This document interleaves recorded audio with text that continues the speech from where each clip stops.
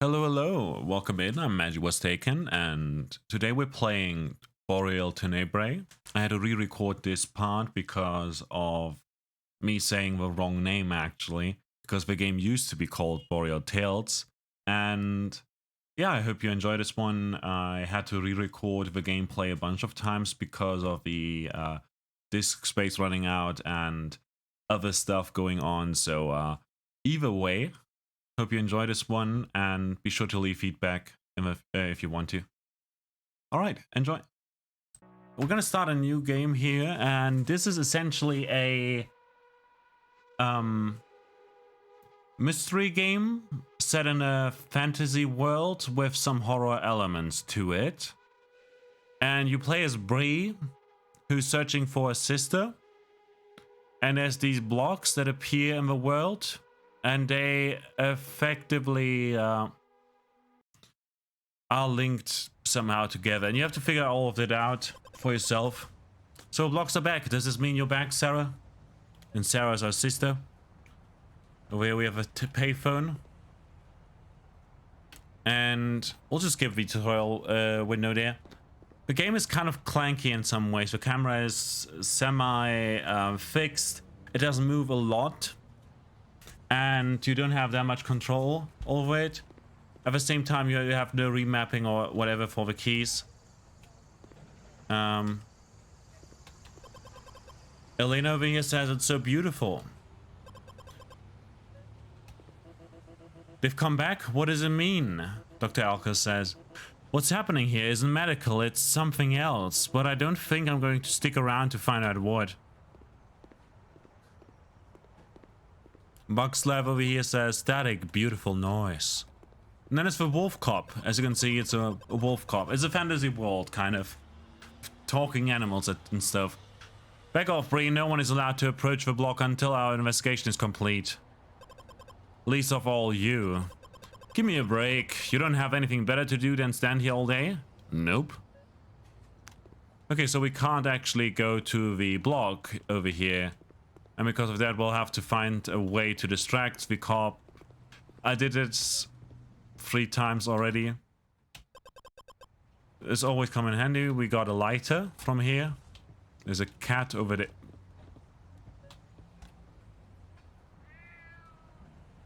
Kitty.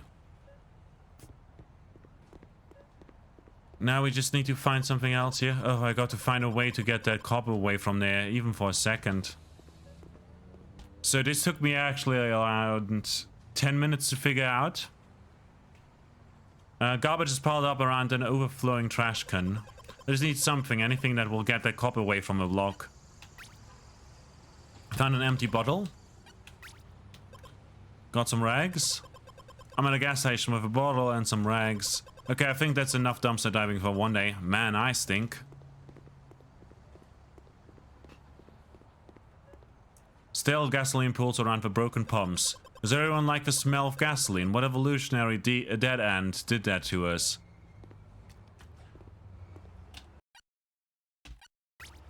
The bottle is filled with gasoline.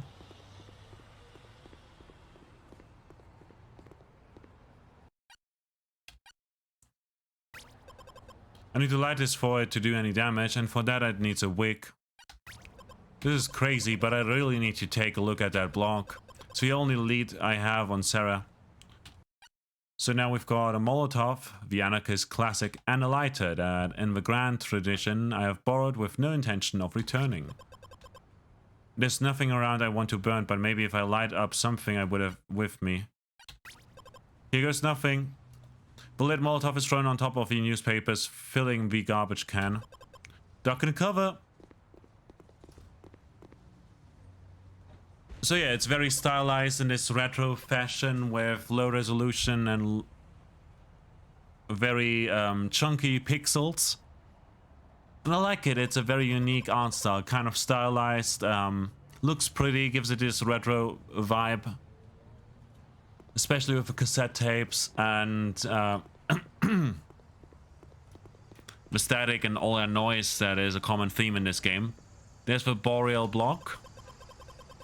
As our prospects darken, the blocks start to appear. The town's death rattle metastasized into these growths. As you stare into the static of a block, the world begins to shake.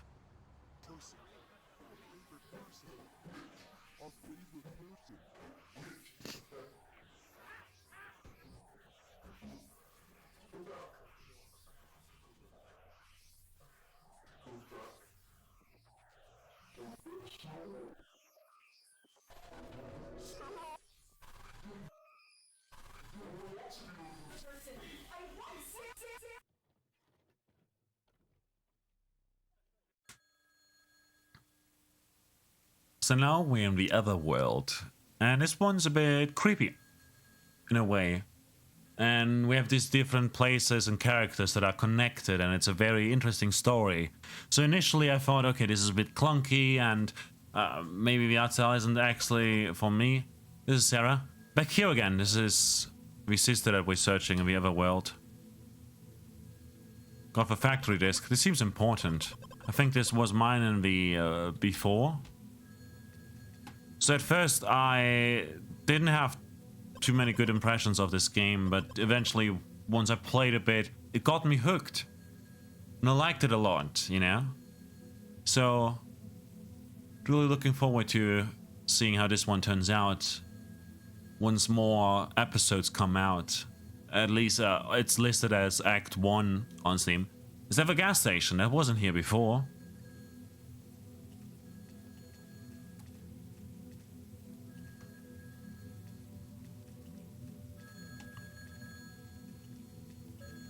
Cat.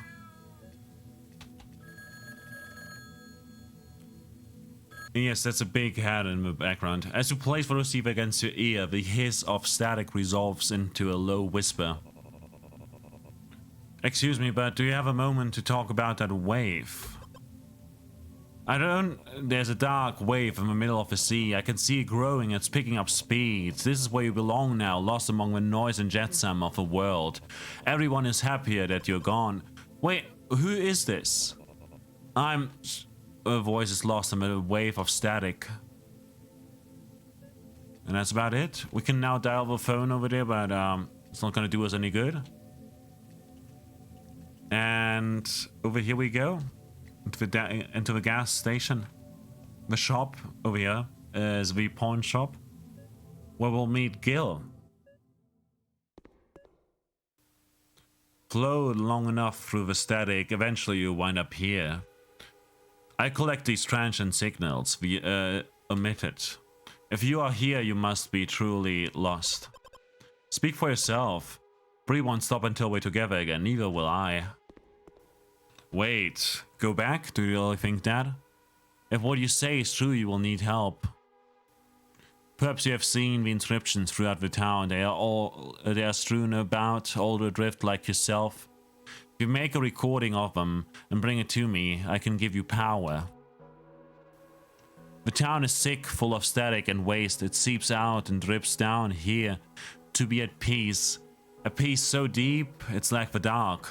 But maybe there's a way back. Take this. We got the camera. If you spot my sigil, stand upon it to look for the inscription. They must converge here again. Collect them. Catalog them. And maybe you'll learn something about how you got here. It will build character at least.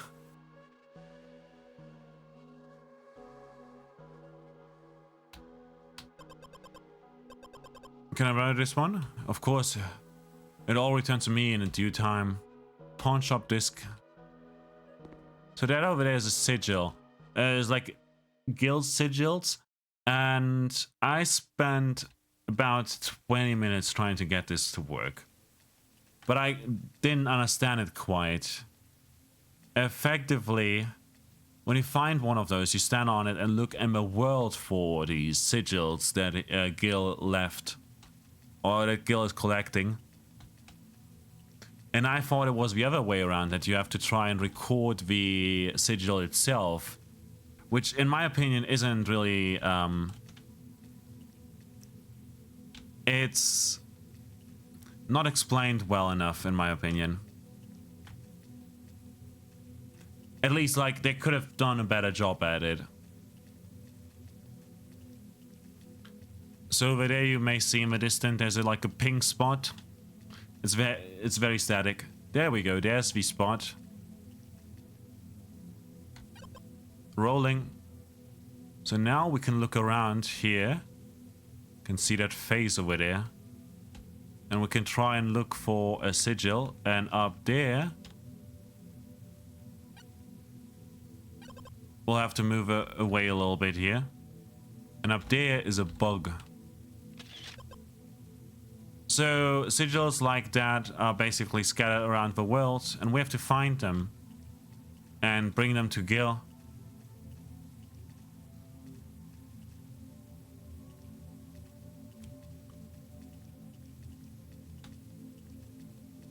But again, apart from that, I don't really know much else about the game.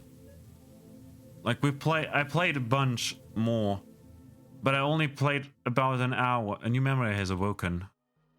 I only played an hour, and I spent a good half hour just wondering how to solve this puzzle here and the thing before at the gas station. It took me ages. So I feel like sometimes the game could give you a hint or make it more obvious with what you can interact with and how you can solve certain puzzles. You've begun to catalog the symbols. Let's see what they have uncovered. So we have the first memory here.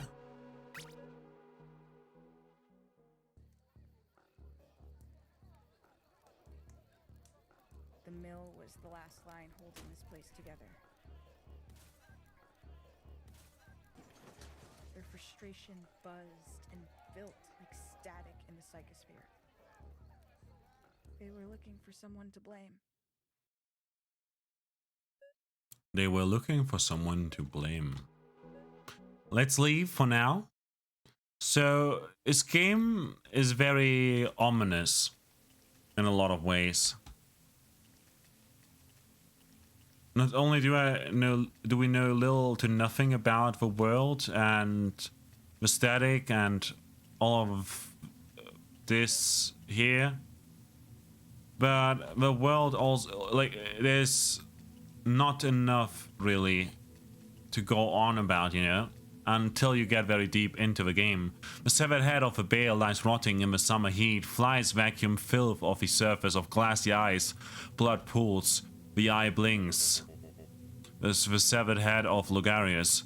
As thou approach to imbibe my holy blood, then partake in our communion and drink deeply. You kneel next to the pool of blood congealing under the severed head. The smell almost overcomes you, yet you are oddly drawn to it. The moment your tongue touches the pool, vision begins to shake, floating through a static sea. Where was I?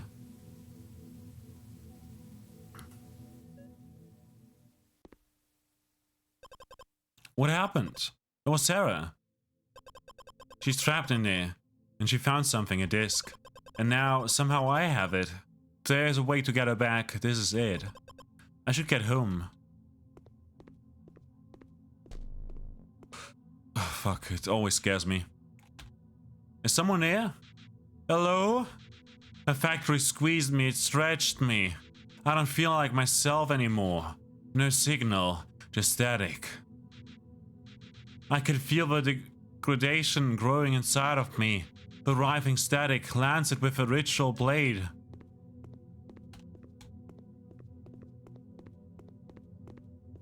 So yeah, horror elements. Ooh, there's a ghost over there. And a cassette tape right there. So yeah, there's these discs and cassette tapes that we find. Tape 1.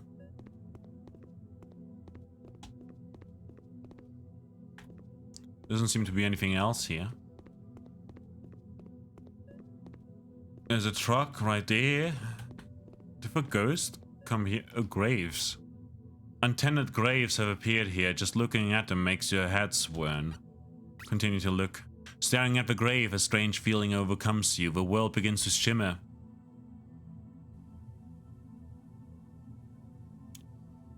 Tracking. Play.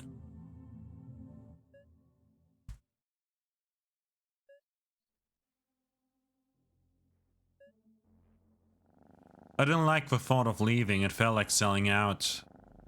Was it the right choice? I'm so set in my ways now, I can't tell. Fossilia.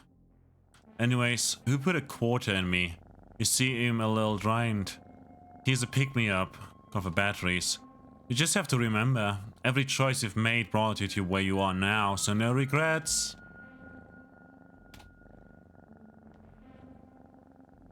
Got the Phantom DVD. Yeah. We got batteries as well. And there's a locked door and we can't access it. And there's candles over here. And this is something that 4 ritual candles stand on an unmarked grave. We can use the lighter here. And this is something that I just tried out by messing with things. So we basically can unlock these, kind of. And just try out different combinations. And I know for a fact that it's probably something like this.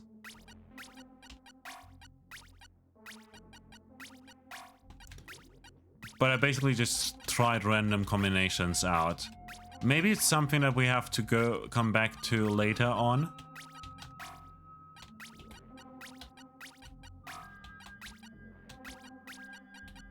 Because we probably get like a number combination out of this or from somewhere else. But what I did was I basically did this for a while. And it didn't take too long, to be fair. So like, if this was the second and this was the first, you know, there would be only 2 more left here. If this was the second, there would only be 2 more options.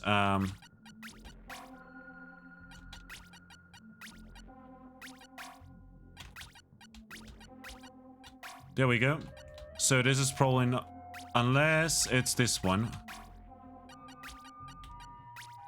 As the second. And we don't get that. So obviously this one's not the first one, so we can now mess with these. There we go.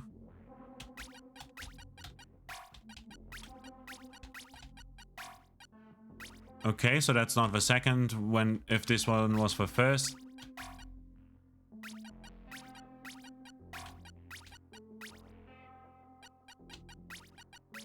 And there it is. I basically just tried it out. The sound of a door unlocking can be heard. So now we gain access to the dome here, which we probably would have had access to later on. Upon the slab sits an empty copper chalice. Got the ritual chalice. And out we go. So this is as far as I got, and we basically unlocked something here. And I like the game a lot, actually. But I probably did that puzzle right there before I should have gotten it, you know? I probably would have gotten a number combination somewhere else. At least a hint of sorts, you know? An ancient truck slowly dissolves into the sun. Head home, head home. We'll head home here. Got the dark station disc. Now we're back home again. And well, I'm home. Oh, Dad is here. Dad's having the usual afternoon nap. Looks like he's been working on these TVs again. Check. Books. Books? Still got a bunch of Sarah's old books here. Let's see. Static Scrying or TVmancy. They're both similar techniques popular in the 80s to try and divine hidden meaning from TV signals. Miss you, Sarah. You continue to sift through the volumes, think about your sister and the times you shared here. As you pick up one of the books, something slides out onto the chair. Oh, it's a mirror. This thing has been in our family forever, basically part of this house. I wonder what it was doing tucked in Sarah's occult books. Should take this with me as a reminder of us. Of the old mirror. When out exploring the town, use the old mirror to quickly get back to Bree's house. And now we can talk to Dad again. Use TV. It basically tells us what we can do. But first, we seem to have another signal here somewhere.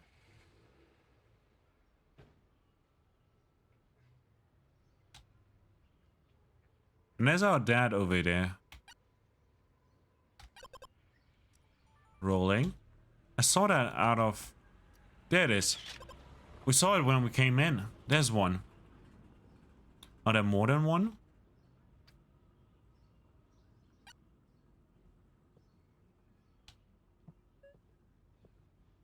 So, over here we have a tape deck. Our old tape deck. I can use this to play any cassettes I find. So, we have some tapes over here. A recording that we made about her investigation into the Boreal blocks. And a recording that Sarah made. And Viera just leaves, you know. And then there's also the combo TV or DVD player. Our old TV, Sarah and I watched this together for days. I can use it to look at the disc she found.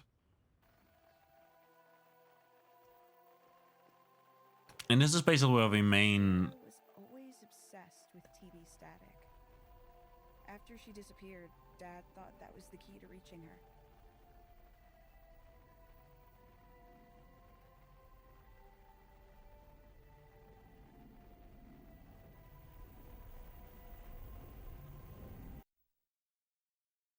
Video calibration.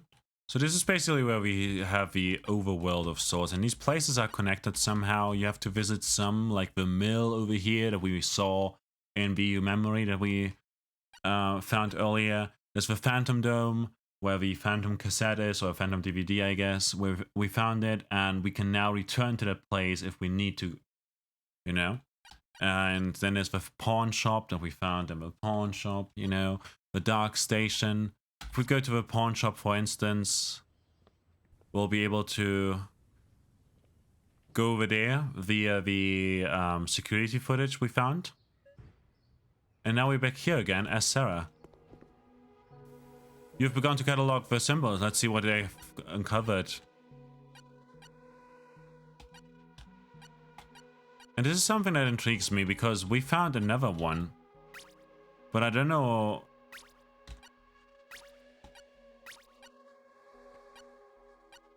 Resume. Stack of movies.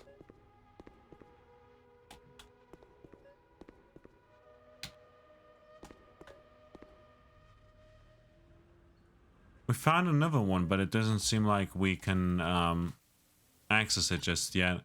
And now using the correct mirror... Oh, it's clouded and useless. Never mind.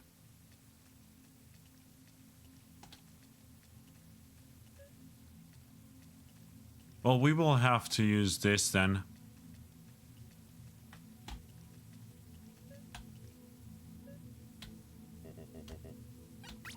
Drink for blood. And in the normal world we are again.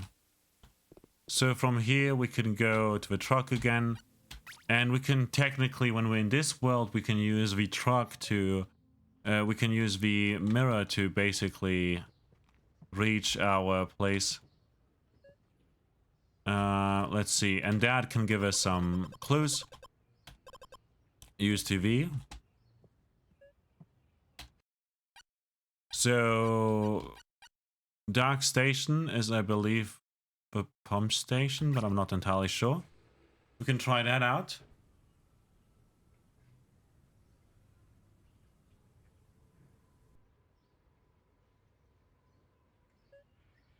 Okay, this is where that leads to.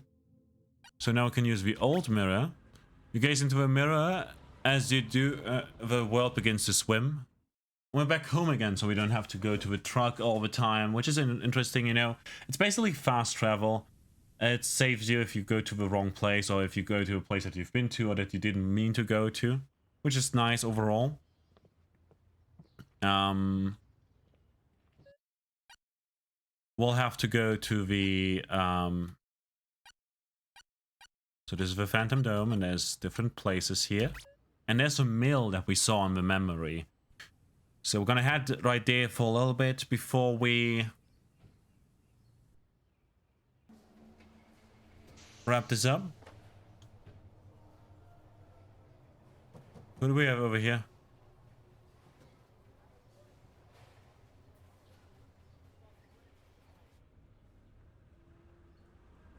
Ooh, that's for toads.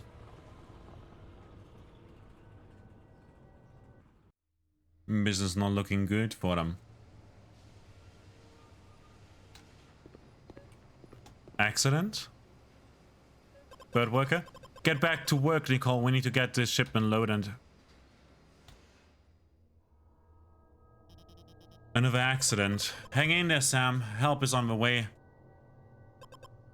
I keep trying to get hold of Dr. Alcus, but no one's phones are working. It's all noise. We're losing her. I'll find him. Where would the doctor be? Wasn't the doctor back at the gas station? I could tell him he needs to go to the factory. That's what Bree said, so that's interesting. We basically now at the factory, and Bree is seeing this through the other through the TV monitor. So now we can go to the ancient mirror and interact with as Bree, interact as Sarah, interact as the ghost, interact as Nicole over here, or anyone else who we may unlock as time goes on, and basically go through different narratives. Basically, it looked like what I saw was happening now. Like there's some sort of connection between us. Regardless, I need to head back to the station and see if Dr. Alcus is still there. So we can now go to the dialogue station. And once we're there, we can look for Dr. Alcus. But I feel like everything beyond this point would be too spoilery and everything. This is my first impressions video of Boreal Tales. I hope you enjoyed this one. I personally like this title a lot because it's very ominous, especially after this point. And it's like it picks up a lot more with the pace, with the connections between different places and all of that. And I like that about the game. Sure, there are bugs. Sometimes the game has trouble starting up. Sure, it isn't the most polished game in the world, but the developer is trying their hardest.